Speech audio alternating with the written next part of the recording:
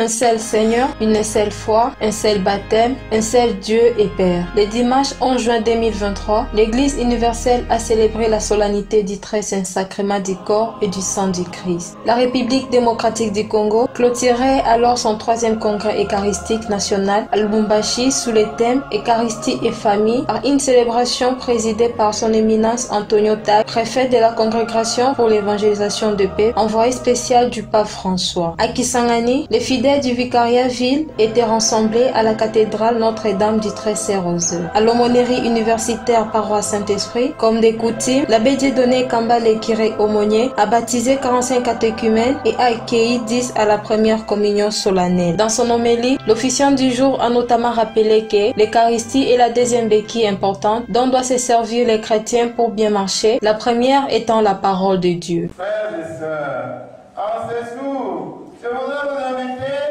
à prendre conscience de la valeur de cette nourriture spirituelle et à approcher de la table du Seigneur seulement quand on est sûr qu'il n'y aura pas de microbes qui vont avaler cette énergie spirituelle. Facilement, nous pouvons comprendre que les paroles de Jésus constituent une véritable nourriture.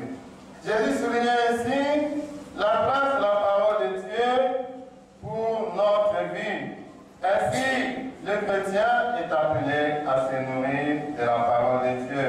Il a aussi déploré le fait que certains fidèles se nourrissent de l'Eucharistie sans jamais porter de fruits. Ceci ressemble à ceux qui se nourrissent abondamment sans jouir d'une bonne santé.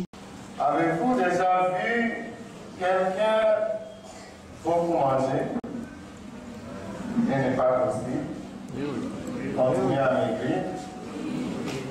Vous observez, vous dites, mais que de protéines, que de calories que consomment ce frère, cette sœur, mais avoir son corps, c'est vraiment comme quelqu'un qui souffre de la malnutrition. Nous observons cela, frères et sœurs, dans la vie quotidienne. Jésus, aujourd'hui, nous dit, celui qui mange ma chair et boit mon sang a la vie éternelle. Et non aura la vie éternelle. Il a déjà cette vie ici et maintenant. Après la messe, la procession eucharistique a été effectuée au quartier Guest House avec des stations devant quelques maisons.